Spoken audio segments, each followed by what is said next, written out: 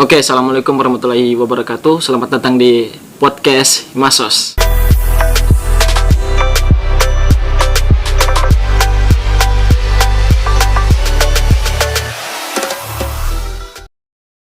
Ya, jadi dalam merespon terkait Hari Bumi yang jatuh pada tanggal 22 April 2021, kami dari Himasos Visip Untat membuat podcast yang berkaitan dengan Hari Bumi, yaitu kita merujuk ke sampah. Jadi permasalahan sampah kita angkat ini dari sekitar kita, daerah sekitar kita, yaitu di Palu, tepatnya kita yang berada sekarang ini di Palu. Jadi permasalahan sampah yang berada di Palu itu kita coba kemukakan dengan beberapa teman-teman saudara-saudara saya yang berada di depan saya ini. Mungkin saya kenalkan terlebih dahulu. Yang pertama ada saudara Anas selaku pengurus Himasos Visip Untat periode 2020-2021, dan di sebelahnya ada saudara Wandi selaku mantan ketua umum Himasos Visip Untat periode 2019-2020. Ya, jadi langsung saja saya ingin berbincang-bincang santai dengan beberapa narasumber saya yang ada di depan ini. Yang pertama mungkin saya akan arahkan ke Kawandi. Bagaimana tanggapan Kawandi tentang permasalahan sampah yang ada di Palu? Entah itu sampah itu sudah menjadi permasalahan di tiap tahun, dari tahun ke tahun, itu selalu menjadi hal yang sangat sangat bobrok lah kalau kita bilang di daerahnya kita itu, seperti kita ketahui sama di Palu. Bagaimana tentang sampahnya ini? Kira-kira pandangannya Kawandi seperti apa? Bismillahirrahmanirrahim. Assalamualaikum warahmatullahi wabarakatuh. Waalaikumsalam. Sebelum saya menyampaikan perspektif saya terkait sampah yang ada di Kota Palu, untuk yang pertama, kenapa menjadi problem sangat kuat di Kota Palu? Yang pertama adalah jumlah penduduk Kota Palu itu sangat meluas dan kemudian sangat padat. Sampai tempat pembuangan sampah atau tempat pembuangan sampah di akhir itu sangat meluas dan banyak. Iya, sudah seperti gunung. Iya, sudah tidak bisa terang lagi. Sampai solusi dari kita pribadi adalah kita harus sadar dengan kesadaran lingkungannya kita, untuk bagaimana cara untuk menyelesaikan problem yang ada di Kota Palu, terkhususnya di sampah. Dan kemudian untuk berbicara terkait kebijakan dari pemerintah sendiri, pemerintah sudah berusaha, karena yang kita lihat sekarang, realitas sekarang pada tempat pembuangan sampah mahasiswa yang khususnya di Tondo itu sudah mulai membersihkan lahan-lahan sampahnya. Dan kemudian untuk tempat sampah akhir itu belum bisa terselesaikan, masih tertumpuk. Maksudnya masih belum ada pengelolaan sedemikian rupa untuk sebenarnya sampah ini mau dijadikan seperti apa? Apakah hanya disimpan atau ada pengelolaan sampah seperti itu? Berkelanjutan. Bedanya kalau kita di Kota Palu dengan di Jawa sendiri itu ada, misalnya ada pengelola, ada suatu komunitas yang bagaimana cara dia mampu mengelola sampah untuk mengurangi sampah-sampah plastik khususnya. Betul. Karena paling susah kan terurai ini ya. Iya, itu. Sampai ada bisa dijual, dibelikan kalau ketika sudah ada bisa bentuk daur ulangnya itu bisa menghasilkan uang. Khususnya untuk pinggiran masyarakat pinggiran, masyarakat yang tidak mempunyai lahan untuk mengembangkan perekonomian. Dia hanya untuk daur ulang untuk sampah. Itu yang tidak ada di Kota Palu. Itu tidak ada berpikirnya masyarakat Kota Palu.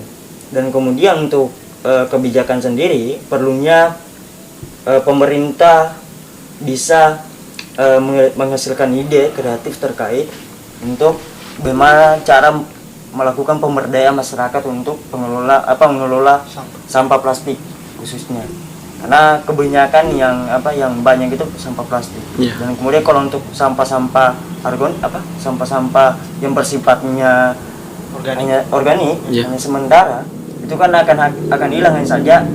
Dampak-dampaknya memang mungkin ada busuk, Iya, busuk. akan hilang nantinya. Iya. Tapi yang sampah plastik ini pasti tidak akan, pasti dia begitu-begitu Iya, saja. gitu saja. Perlunya ada ide-ide kreatif untuk menghasilkan suatu ide baru. Iya.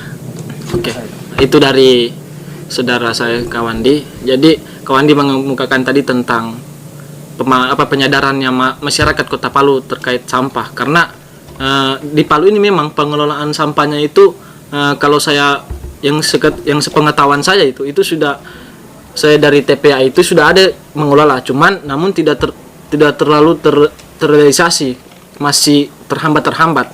Nah, jumlah kurang lebih armada yang untuk mengangkut sampah di Palu ini sekitar 30 unit itu. Nah, tiap harinya itu tiap 30 unit itu dari, kalau tidak salah itu dari, bicaranya langsung dari orang yang berada di TPA sana sendiri di Kawatuna. Itu dia bilang itu di Palu ini ada 30 unit armada untuk mengangkut sampah. Itu tiap harinya itu setiap hari. Nah, itu masuknya di tempat sampah pembuangan terakhirnya itu 4 red dia masuknya tiap hari selama sehari. Selama satu unit 4 kali. Satu unit 4 red masuknya untuk membuang sampah di tempat pembuangan akhir itu. Kira-kira bagaimana 30 unitnya?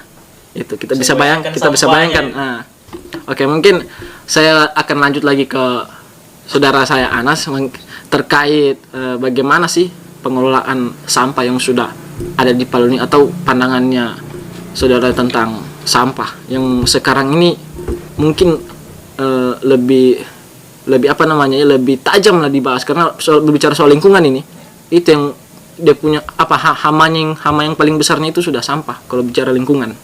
Oke, saya senang mungkin langsung. Oke, terima kasih Ya. ini saudara sudah diundang di sini di podcastnya teman-teman Masos. Iya. Mohon maaf saya merokok. Tidak apa-apa, santai-santai.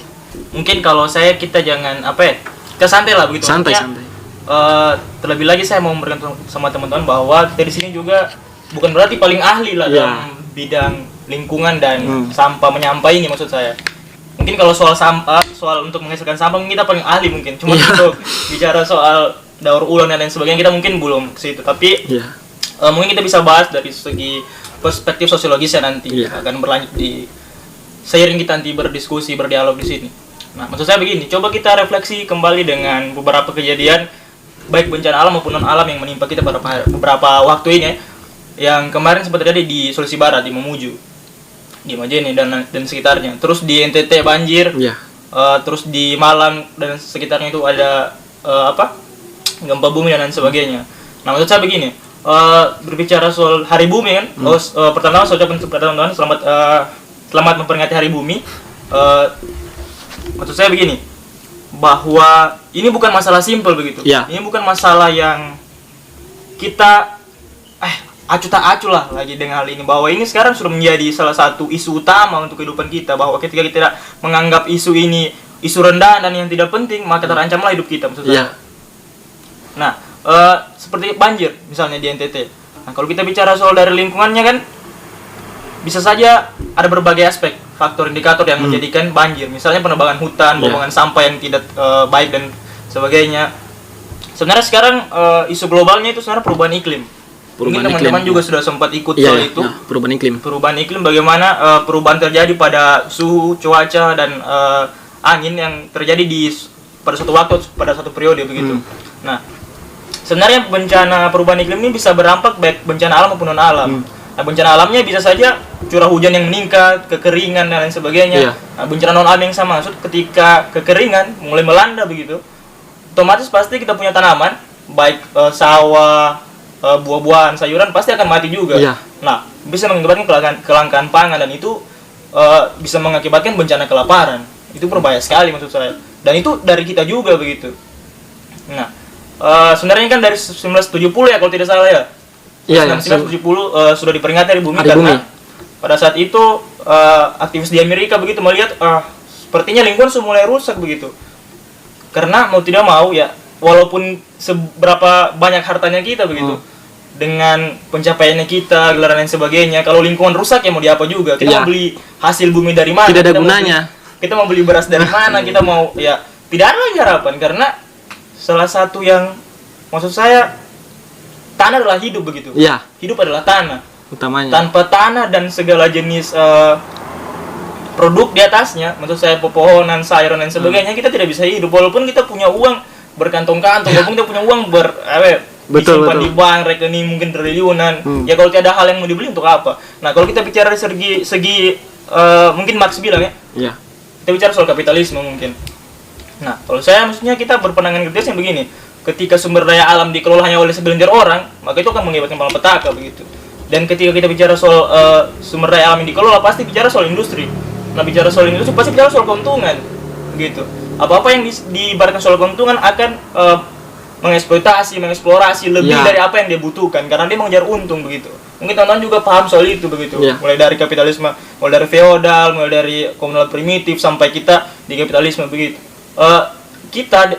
Maksud saya begini, ijazah sekarang kan kita mungkin berpatokannya sama sektor ijazah begitu.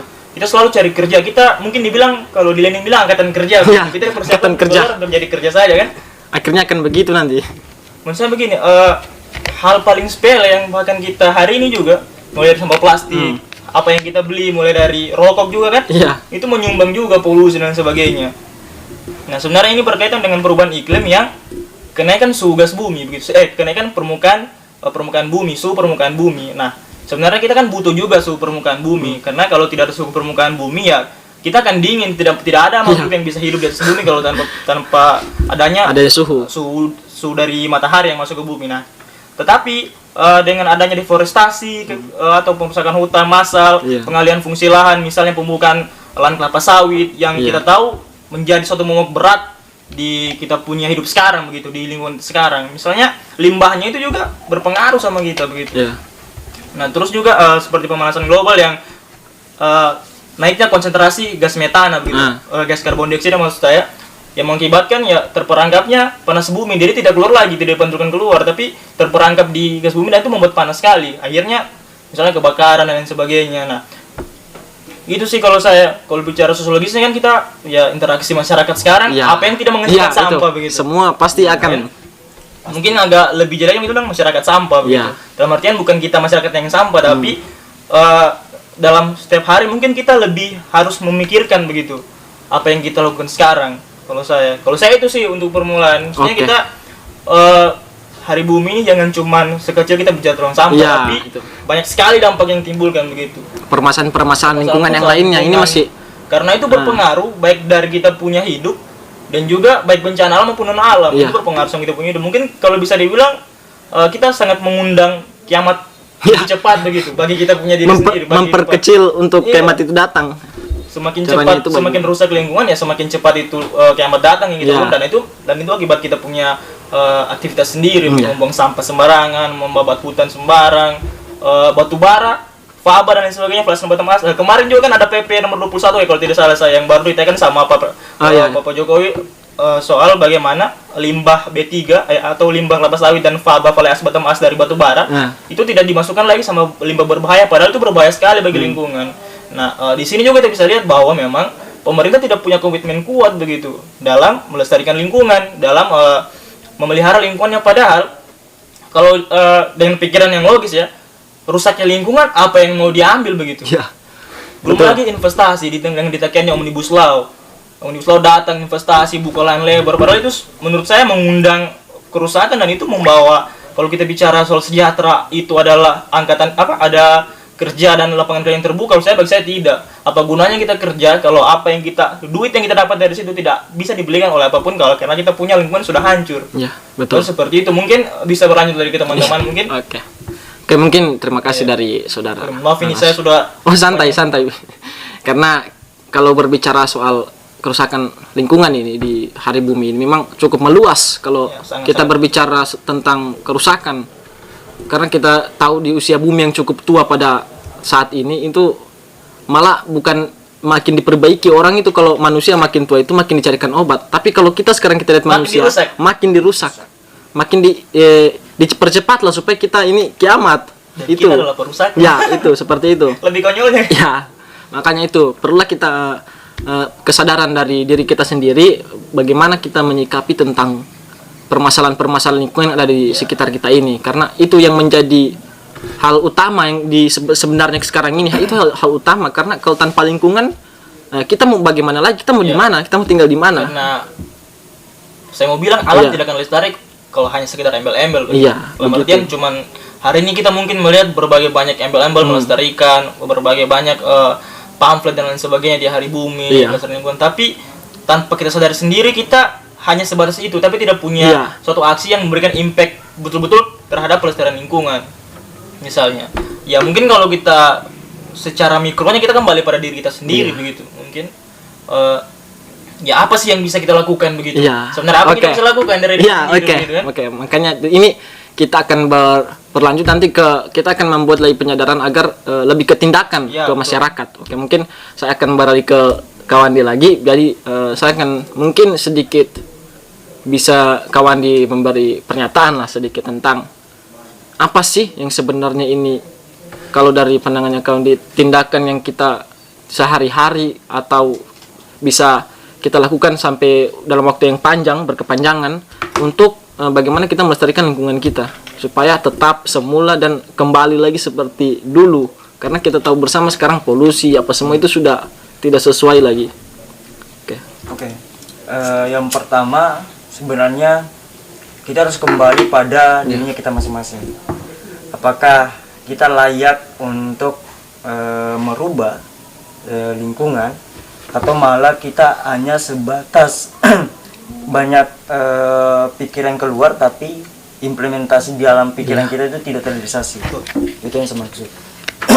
Sehingga kita harus kembali pada dirinya kita, harus maksudnya mempertanyakan dirinya kita. Apakah saya sudah sadar dengan lingkungan? Apakah saya sudah sadar dengan sampah yang ada di sekitarnya saya sebelum saya melanjut ke masyarakat secara umum? Untuk merubah seseorang itu perlunya kita harus merubah dirinya kita dulu sebelum kita mampu merubah atau mampu memberikan contoh kepada masyarakat bahwa ini yang perlu kita lakukan. Misalnya kita sendiri saja, mungkin saya termasuk juga. Itu misalnya ada sampah sekecil apa, misalnya sampah plastik, itu kita hanya sebatas lihat. Kita hanya sebatas lihat, tidak ada kesadaran kita untuk buang sampah itu. Nanti hal kecil itu akan banyak, karena di dalam yang tadi saya katakan bahwa kepadatan penduduk itu mampu mempengaruhi juga sampah yang ada di kota kita maupun di negara kita. Makin banyak penduduk maka makin banyak juga sampah, karena penduduk sendiri itu banyak yang pasti mengonsumsi buah-buahan maupun yang dijual belikan sekarang ini, sehingga perlu kita harus menerapkan atau melakukan tindakan yang semestinya itu pada dirinya kita sendiri untuk menuju apa yang menjadi outputnya kita atau capaian kita untuk bagaimana lingkungan itu harus terjaga. Itu saya. Berarti lebih ke penyadaran diri kita sendiri. Karena kita untuk memulai sesuatu yang besar itu kita mulai dari diri kita sendiri, supaya itu bisa terrealisasi dengan betul-betul fix yang betul-betul kita harapkan mulai dari diri kita sendiri. Mungkin pandangan dari Kak Anas, tindakan apa yang pas kita lakukan untuk merealisasikan permasalahan lingkungan ini. Lebih ke tindakan, kita sekarang berbicara lebih ke tindakan, kata Weber. Betul, karena kalau kita bicaranya cuman di angan-angan seperti itu, di awan. Apa juga impactnya begitu. Seperti Google Drive. Ini kan banyak bicara soal tapi tidak ada tindakan. Nah, kalau saya tindakan nyatanya kan kita mulai dulu kan dengan kondisi yang sekarang begitu, berarti kita menuju kepunahan lebih cepat. Kita menuju kiamat yang lebih cepat seperti yang saya katakan tadi, dengan berbagai macam bencana yang dihasilkan dari. Sekarang kita alam kembali membayar apa yang kita buat begitu terhadap alam, mulai dari pengrusakan lingkungan, mulai dari pembuangan sampah sembarang, dan bukan hanya di darat di laut pun begitu. Dan kembali lagi ini industri kapitalisme yang kita bicara di sini. Karena kalau kita bicara laut, bukan nelayan kecil yang menyebabkan kerusakan lingkungan begitu. Kalau bagi saya secara pribadi, saya sempat kemarin nonton, bukan nonton sesuai karena itu harus di Netflix ya, saya tidak punya akses ke sana. Saya pernah nonton reviewnya. Dan ternyata memang yang paling berperan besar untuk menghancurkan ekosistem laut itu adalah industri perikanan begitu. Di mana mereka menggunakan mesin-mesin untuk mengambil ikan, tapi itu merusak terumbu karangnya begitu. Belum lagi perdagangan batu bara. Ya, kita tahu batu bara kan tongkang lewat di laut itu kadang ada yang karam, kadang ada yang merusak karang itu kan tempat bagaimana ekosistem, kalau rusak rumahnya pasti rusak ekosistemnya dan itu berdampak juga. Karena tongkang ini kan besi semua dia. Semua. Belum lagi biasa ada tumpahan-tumpahan minyak. Iya, itu tumpahan minyak. Belum lagi itu banyak lah sebenarnya kalau kita bicara ini kan luas sekali. Kalau kita kembali ya paling ke diri kita masing-masing begitu.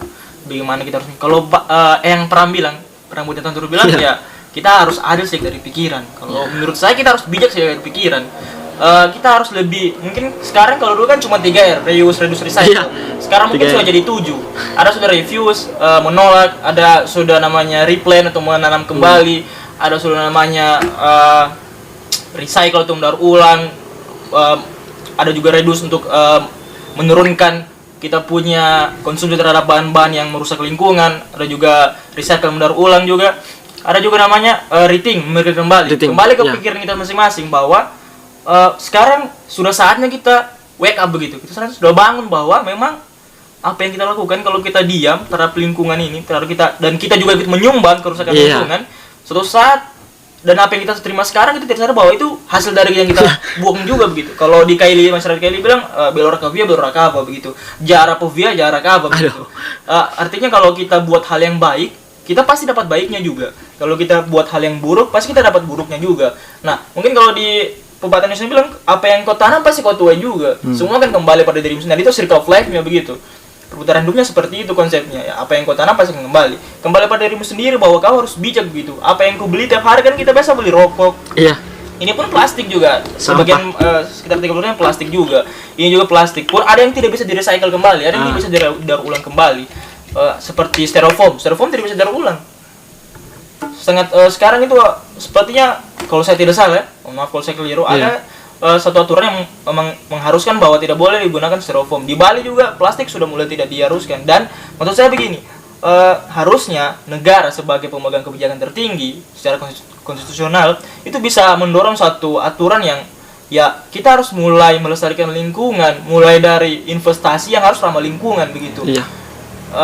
Bahwa tidak boleh kita sekarang buka lahan yang seluas-luasnya pembakaran. Kan pembukaan lahan perusahaan harus dibakar dulu dan itu menyebabkan meningkatnya panas bumi juga. Terus kita bicara sawit juga, dia kan tanaman monokotil. Jadi dia tidak bisa dicampur dengan tanaman lain.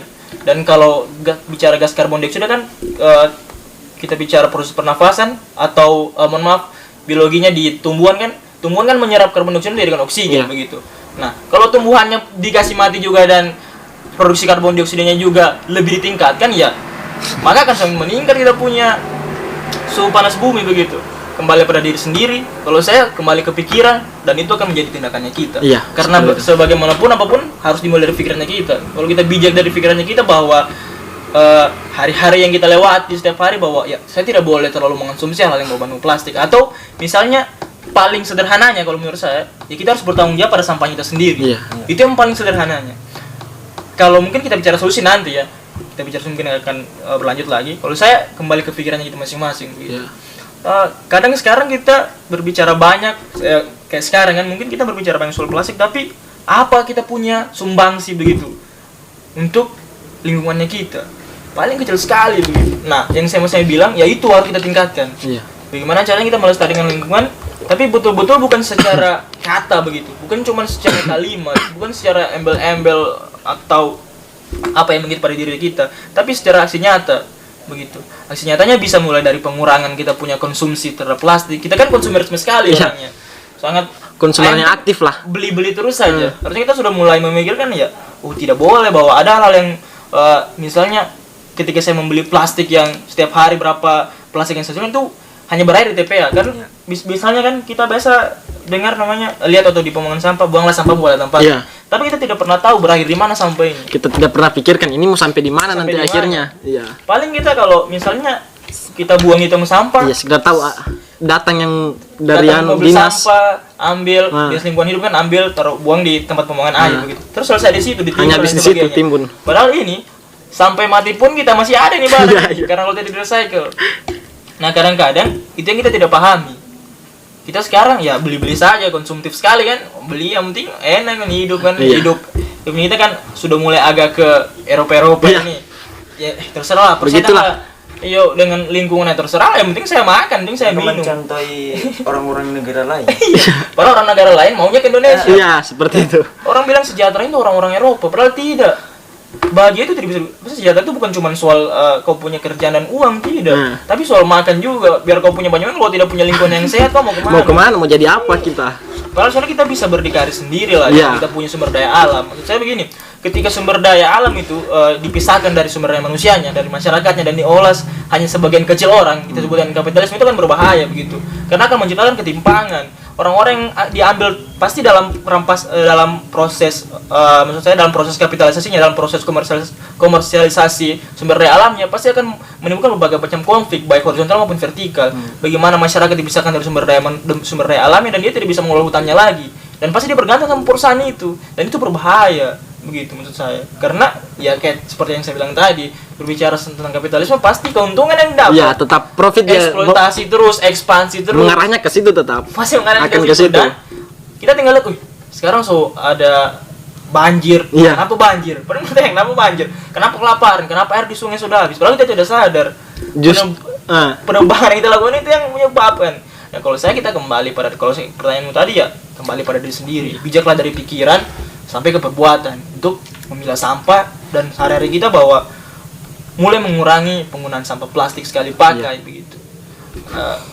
Mungkin sekarang juga banyak yang bilang pakai tumbler. Ya mungkin sih bisa, tapi itu pun kita lihat juga apa tumbler bahannya. Dikapitalisasi kembali juga. Akhirnya tumbler jadi diproduksi massal dan biasa ada tumbler baru ya, tumbler lama lagi. Ada saya pernah diskusi dengan teman, salah satu teman. Tumbler ini kan mungkin kita produksi, kita pakai, ada yang baru kita beli lagi yang baru. Iya, seperti itu. Jadi sebenarnya kalau sekarang menurut saya pelestarian lingkungan mungkin cuma sekedar jadi lifestyle saja, jadi gaya hidup. Akal dibilang keren, maksud saya tumbler, tapi dia tidak paham substansinya apa begitu. Ternyata ada lingkungan yang harus kita jaga begitu, karena tanpa lingkungan hidup kita terancam. Ya. Pasti kita menuju kepunahan, massal pasti. Massal. Tanpa pangan juga kan kita tidak bisa makan. Apa yang kita mau makan kalau tidak ada pangannya? Ya tanpa pangan tidak bisa hidup tanpa lingkungan yang baik, lingkungan alam yang baik, tanpa sumber daya alam yang baik, begitu, tanpa ekosistem yang bagus. Kalau hutannya sudah dibabat habis, tanahnya sudah, unsur haranya sudah hilang, ya bagaimana? Begitu kan? Iya. Mungkin kita tinggal bicara soal pengolahannya bagaimana begitu. Ya kalau saya kembali pada diri sendiri lagi. Dari pikiran ke perbuatan. Itu kalau saya. Ya, oke. Terima kasih dari saudara Anas. Mungkin lebih ke seperti yang dikatakan tadi, lebih ke diri sendiri, karena kita tidak pernah berpikir ini mau sampai di mana nanti akhirnya. Kita tinggal buang-buang saja, hanya tinggal tahu beli, kita tinggal buang, ada tempat sampah, kita ini tempat sampah, kita tahu mau kemana nanti selanjutnya, dan akhirnya di mana. Akhirnya dampaknya kita kesini, kita kembali ke kita negatifnya. Banjir. Kita bertanya, kenapa banjir? Pemerintah yang salah, padahal kita sendiri yang menyebabkan banjir tersebut. Oke. Maaf kita ngomong pemerintah di sini. Wah. Kan kita tidak lebih ke negatifnya. Kita pemerintah. Itu baik. Pemerintah baik. Oke.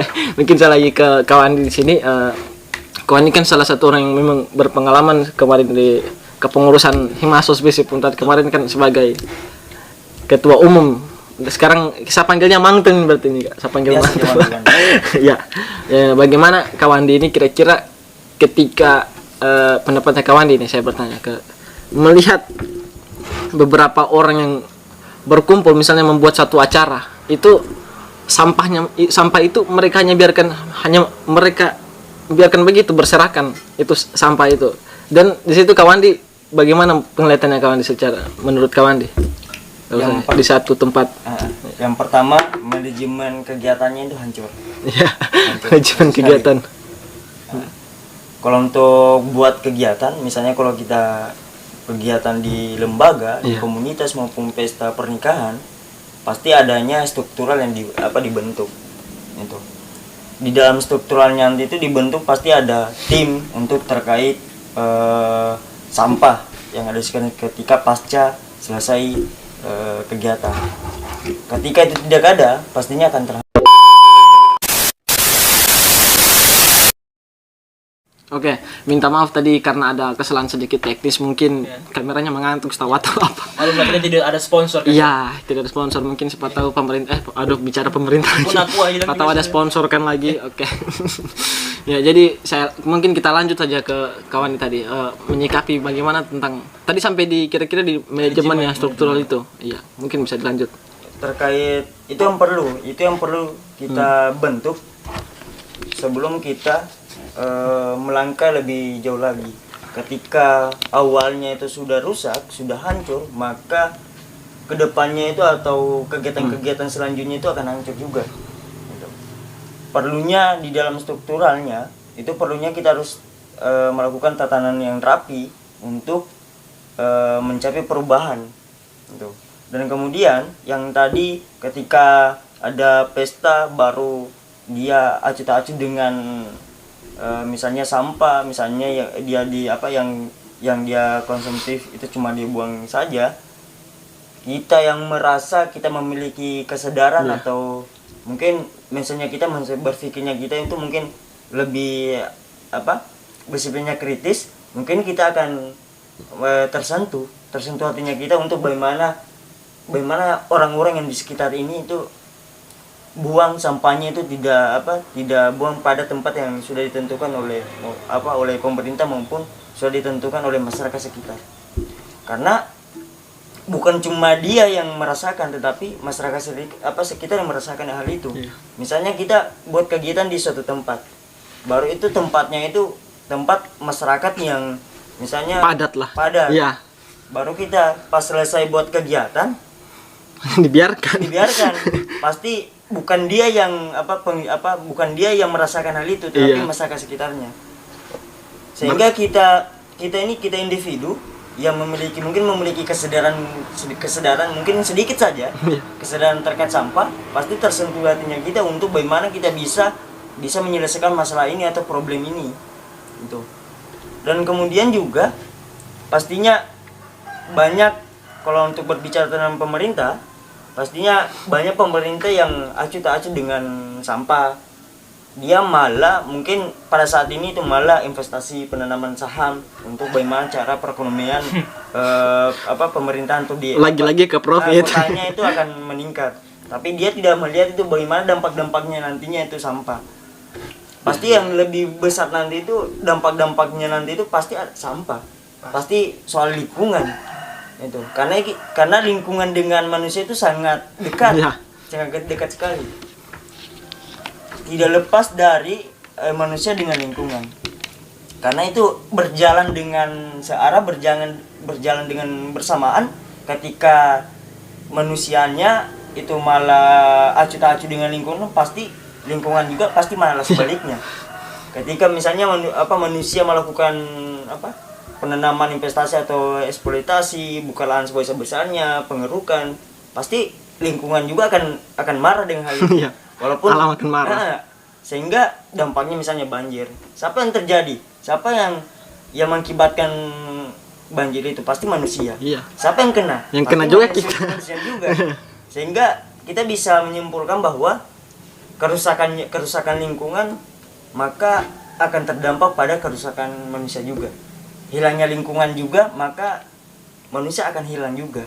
Punah juga. Habis juga.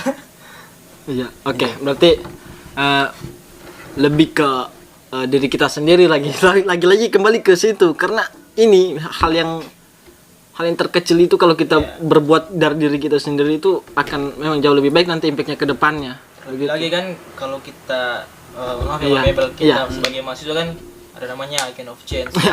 Agen perubahan lah, apalah. Mungkin sampai sekarang di antara kita mungkin banyak yang tidak, saya pun mungkin tidak bisa merealisasikan itu lebih jauh lebih besar dengan dampak yang mungkin. Tapi mulai agent of change atau agen perubahan bagi diri sendiri itu lebih baik begitu. Ketimbang kita memaksakan kehendak untuk mungkin melakukan sesuatu hal yang lebih besar. Cuman biasa dilemanya begini. Kadang kita di rumah ada kakak mungkin saudara yang punya anak kecil, tapi tetap pakai popok gitu. Satu sisi kita mau menegur bahwa popok itu bisa mengakibatkan kerusakan lingkungan juga, karena kalau dia tidak diolah, maksudnya sampai sekarang mungkin ada yang tidak dapat mengolahnya itu menjadi sampahnya mau dikemanakan gitu. Paling kalau sekarang saya lihat buangnya ke laut, ke sungai. Iya. Akhirnya dibakar. Iya, padahal itu kan ada unsur plastiknya juga dan lain sebagainya. Itu kan ketika plastiknya juga terurai begitu, dalam arti terurai tapi tidak secara utuh, hanya menjadi mikroplastik dan itu dimakan sama ikan-ikan kecil, terus dimakan sama ikan besar, kembali ke kita lagi begitu. Kita makan ikannya. Ya seperti yang saya bilang tadi, apa yang kita ya belora kaviar apa juga kan. Kalau saya bukan orang Kaili ini. Apa yang kita buat baik ya itu pasti kita akan dapat baik juga. Begitupun sebaliknya. Iya. Cuman dilemanya begitu kan. Satu sisi kita tidak mungkin saya mau debat orang tua dengan saya punya pikiran, pasti tidak etis lah. Tidak etis dia nampak. Cuman mungkin bisa tapi dengan cara komunikasi yang baik. Nah, kadang-kadang itu tantangan yang paling besar sih menurut saya secara pribadi. Bagaimana cara merubah kita punya mindset, bagaimana cara merubah kita punya perilaku, tindakan, mulai dari diri kita sendiri, menjadikan perubahan untuk diri kita sendiri, untuk kita membawa perubahan dan kesadaran itu pada orang lain. Iya. Sebelum kita ke orang lain, pasti ke diri sendiri.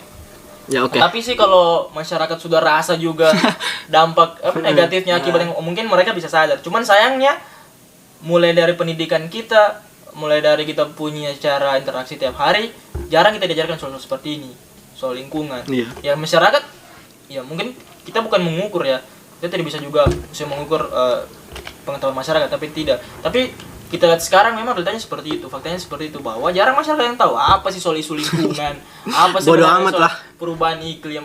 Banjir ya banjir, dari dulu memang banjir, tapi tidak sebesar ini, tidak separah ini.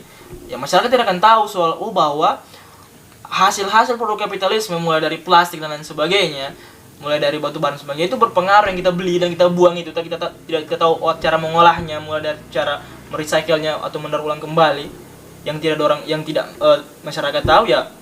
Pasti orang cuma beli dan buang saja karena mereka tidak dapat pendidikan itu. Dan terlebih lagi negara sebagai alat pelanggan kekuasaan tidak, ya selagi lagi saya bilang tidak punya kontribusi aktif, tidak punya kontribusi penting. Mungkin tidak memikirkan bahwa laju investasi itu tidak sebanding dengan kesejahteraan kehidupan, dalam artian tanpa lingkungan uang yang banyak pun tidak akan ada gunanya. Iya.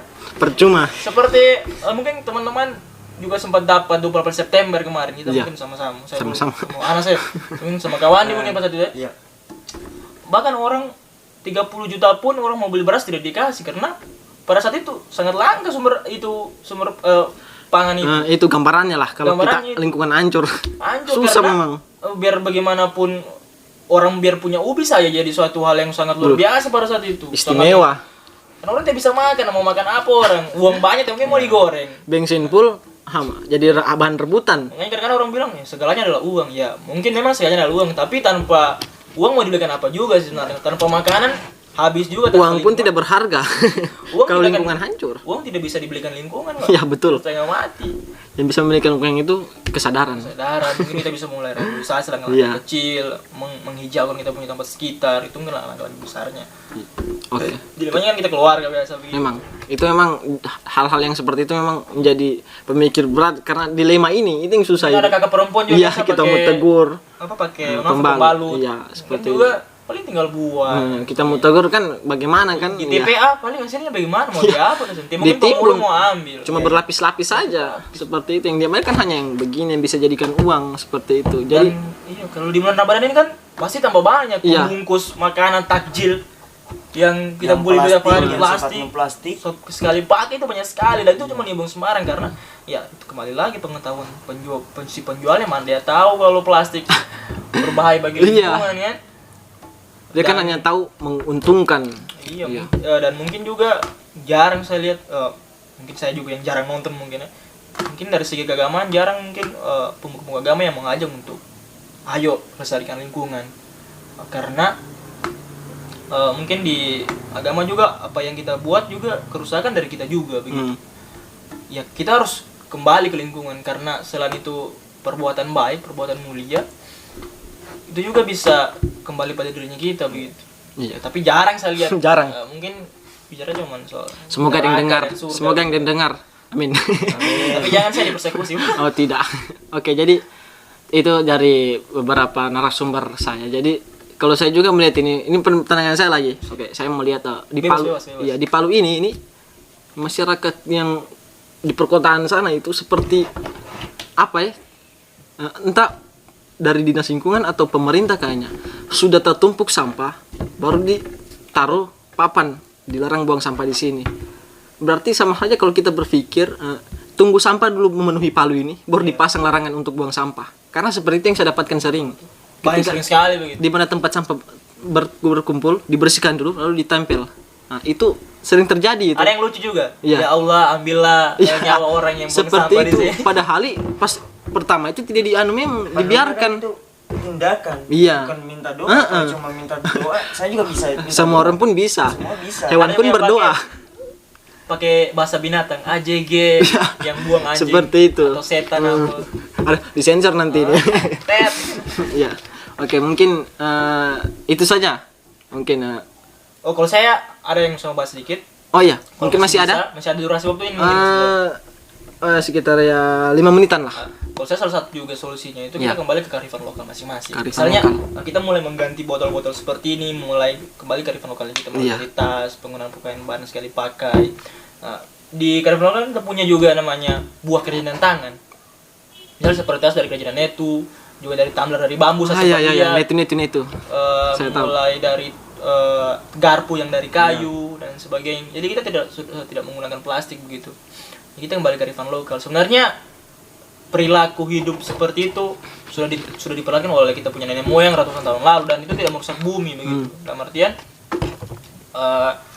banyaknya, walaupun mereka mungkin banyak membuka ladang dan sebagainya, tapi mereka tidak merusak alam. Karena ya ini bicara juga sih kembali kepada jumlah penduduk, karena ketika sumber daya alam lebih sedikit daripada sumber daya manusianya, ya pasti akan bagaimana juga kan. Terlebih lagi apalagi sumber daya alamnya dieksploitasi lagi, dikapitalisasi lagi, diprivatisasi oleh orang oknum kapital begitu, yang hanya mementingkan untung begitu.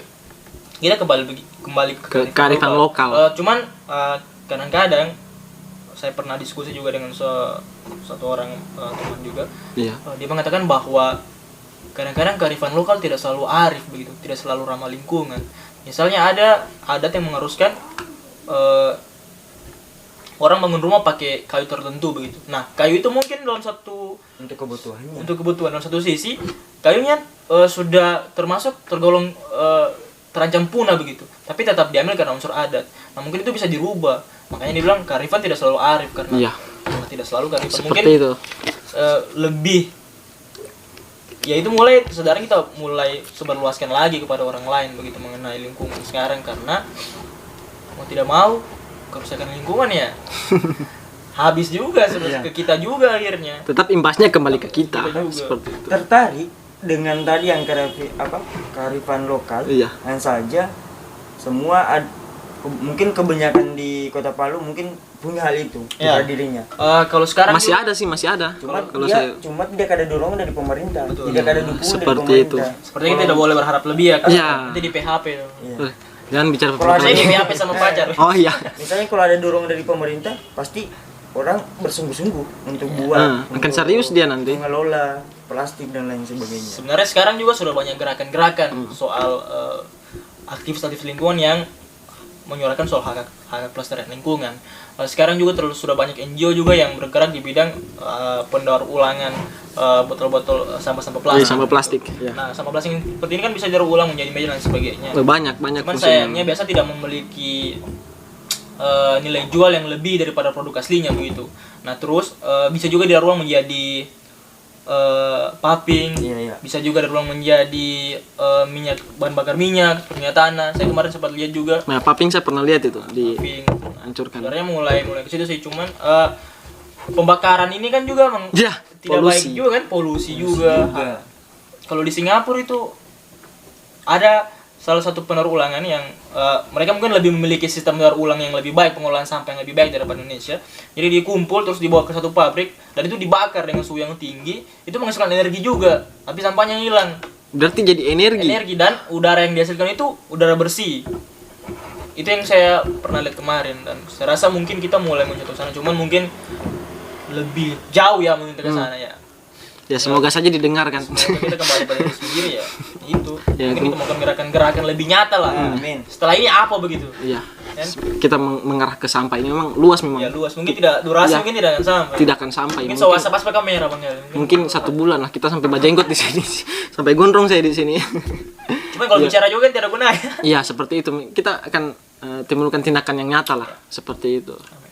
Oke, terima kasih kepada Kak Wandi Ya.